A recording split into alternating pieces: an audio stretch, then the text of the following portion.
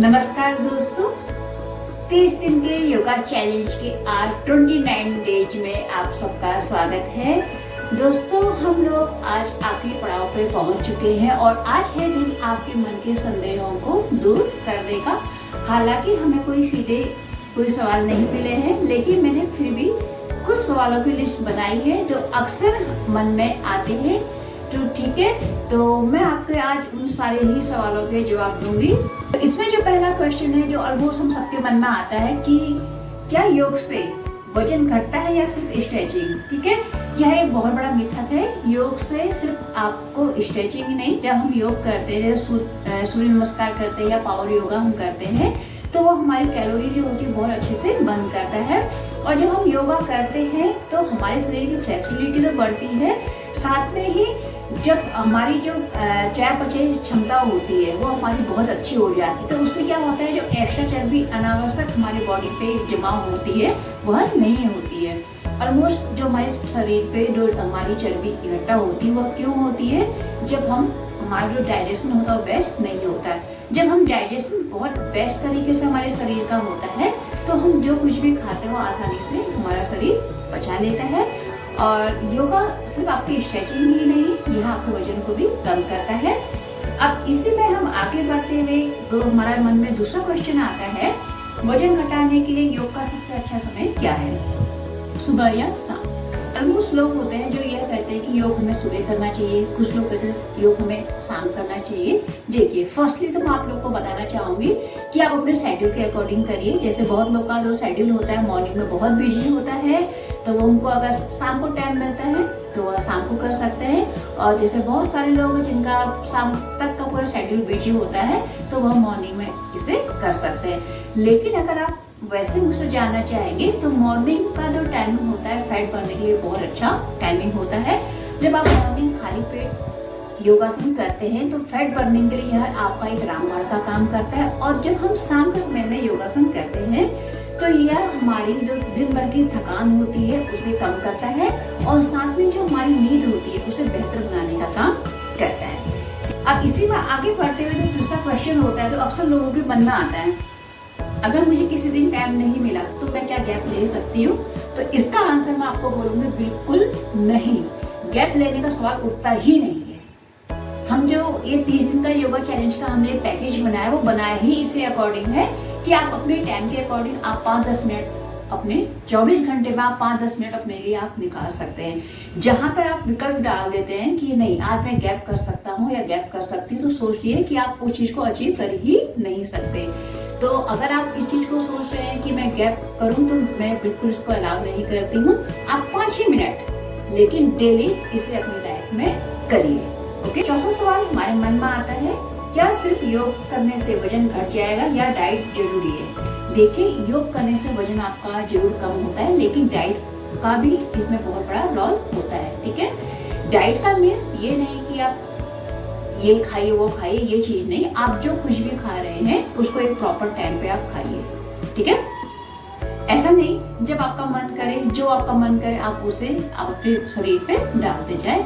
आपको जो खाने का टाइमिंग होना चाहिए वो बिल्कुल फिक्स होना चाहिए। और जो कुछ भी आप खाना खाते हैं, ठीक है, उसको जब आप मुंह के अंदर आप अपने कोई भी निवाले को डालते हैं तो उसे अपने मुंह के अंदर इतना अच्छे से आप चबाइए कि वो बिल्कुल आपके जो लार होती है लार के साथ आपका बिल्कुल मिल जाए। ठीक है, तो उससे क्या होता है, आधे से ज्यादा जब हम इतने अच्छे से खाने को खाते हैं कि वो हमारे लार के साथ मिल जाता है तो आधे से ज्यादा भोजन तो हमारे मुंह में ही डाइजेस्ट हो जाता है और पेट में जाकर उसको ज्यादा मेहनत नहीं करनी पड़ती है। फूड की बात करें तो जंक फूड आपको जहाँ तो वो अवॉइड ही करना चाहिए, क्योंकि वो हमारे लिए स्वास्थ्य के अकॉर्डिंग आप कहिए या वजन के अकॉर्डिंग कहिए वो हमारे लिए खराब ही होता है। कभी कभार ठीक है, लेकिन अगर आप उसको नियमित अपनी जीवन शैली पर लेके आ रहे हैं तो वह बिल्कुल गलत है। तो जंक फूड से आप बिल्कुल बचिए। अब जो नेक्स्ट हमारा क्वेश्चन है, क्या पीरियड के दौरान योग करना सुरक्षित है। ठीक है, ऑलमोस्ट जो लेडीज होती हैं, जो गर्ल्स होती हैं, उनके मन में क्वेश्चन होता है कि जब उनको पीरियड की प्रॉब्लम होती है तो वो लोग उस समय योग करने से बचते हैं, लेकिन ऐसा नहीं है। आपको उस समय योग करना चाहिए।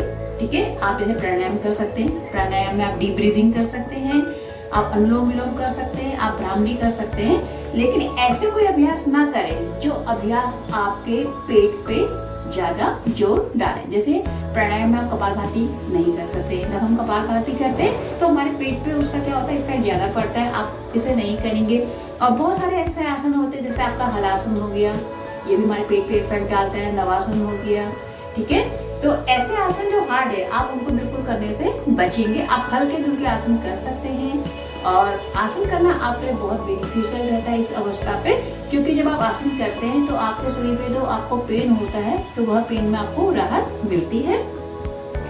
अब इसके बाद जो नेक्स्ट क्वेश्चन है वह है कपालभाति करते समय मेरा पेट दुखता है, क्या करूं। देखिए, कपालभाति करते समय पेट हमारा इसलिए दुखता है क्योंकि जब हम कपालभाति करते हैं तो ज्यादा जोर हमारे पेट पे लगता है, ठीक है। एक तो ये रीजन होता है। दूसरा क्या होता है, जब हमारे बॉडी का जो पोस्चर होता है जब वो बिल्कुल रॉन्ग होता है, जैसे आप इस तरह से बैठे और आप अपने पेट पे आप जोर लगा रहे हैं, तो क्या होगा, अनावश्यक आपके पेट पे जोर पड़ता है तो आपको पेन ही करेगा। तो आपको अपनी बॉडी के पोस्चर को बिल्कुल इम्प्रूव करना है और स्टार्टिंग में आपको इसे कम कम में करना है, ठीक है। ऐसा नहीं आप स्टार्टिंग में है और आप बहुत फास्ट कर रहे, नहीं। स्टार्टिंग में जब कभी भी हम कोई भी चीज करते हैं उसे सीखते हैं और सीखते हम तब है जब हम उसका आराम से करते हैं, ठीक है। जब उसे आप सीख जाए तो उसके बाद आप उसे आप चाहे कितना भी तेज कर दें, ठीक है। अब इसके बाद जो नेक्स्ट क्वेश्चन है, क्या योग से मांसपेशियों में मजबूती आती है। जी हाँ, योग से आपकी मांसपेशियों में मजबूती ही नहीं, आपकी जो मांसपेशियां होती है वो लचीली बनती है। जब हम वॉरियर पोज या अदर जैसे हम त्रिकोणासन ये एक आसन हम करते हैं तो उससे हमारा जो शरीर होता है, जो हमारे पैर होते हैं वह बिल्कुल टोन होता है और एक आकर्षक लुक हमारे शरीर को मिलता है। इसके बाद जो नेक्स्ट क्वेश्चन आता है कि वजन कम होने के बाद इसे बनाए रखने के लिए हमें क्या करना चाहिए। सबसे जरूरी बात है योग को आदत में बनाएं, ठीक है। अगर आप अपने योग को आदत में नहीं लेके आएंगे तो आप इसे एक कंटिन्यू तरीके से नहीं कर पाएंगे।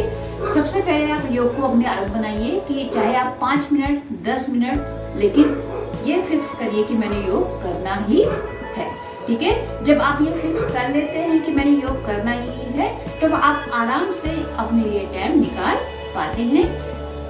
ओके, इसके बाद जो नेक्स्ट क्वेश्चन आता है कि 30 दिन के बाद हमें किस तरह के बदलाव की उम्मीद करनी चाहिए। देखिए, हो सकता है कि आपका जो वजन है वो 2-3 किलो आपका कम हुआ हो, या इंचेस में फर्क पड़ा हो, या आपने जो टी शर्ट पहनी है वह ढीली हो गई हो। योग हमारे शरीर पे अंदरूनी तरीके से काम करता है। इसने आपके स्ट्रेस लेवल पे काम किया होगा, आपकी जो नींद होगी वह पहले से बहुत बेटर हो गई होगी, आपका जो स्ट्रेस का लेवल होगा वह बिल्कुल कम हो गया होगा और आप पहले से अब ज्यादा हैप्पी रहने लगे होंगे, ठीक है। तो ये था हमारा वह क्वेश्चन जो मैंने आप लोगों के लिए बनाए थे। तो मुझे उम्मीद है कि आपको यह सेशन काफी अधिक पसंद आया होगा और 30 दिन के जो योगा चैलेंज पे हमने जो आसन किए तो इनमें से आप कोई से भी अपने मनपसंद के 4-5 आसन पकड़ लीजिए और डेली आप उन आसनों को अपनी लाइफ में लेके आइए, तब तक जब हम कोई एक नया योग चैलेंज आपके लिए लेके नहीं आते हैं। क्योंकि अगर आप इनको कंटिन्यू तरीके से करेंगे तो आपके शरीर पे आपको बहुत अच्छा फायदा होगा। यह चैलेंज सिर्फ आपको 30 दिन तक ही नहीं करना था, यह आपको 30 दिन आगे और बढ़ाना है। ऐसे करते हुए आपको कंटिन्यू इसको आपको अपनी लाइफ का एक हिस्सा बनाना है। लाइफ का जब आप इसे हिस्सा बनाएंगे तो आप देखेंगे आप अपनी लाइफ में, अपनी पर्सनैलिटी में, अपनी हर एक चीज में काफी अंतर आपको देखने को मिलेगा। जल्दी ही आपके समक्ष कोई नया चैलेंज लेके आपके सामने आऊंगी। आई होप आपको आज का सेशन काफी अधिक पसंद आया होगा और आप मेरे सवालों से काफी अधिक संतुष्ट हुए होंगे। मिलते हैं कल इस चैलेंज के लास्ट दिन पे, तब तक के लिए नमस्कार।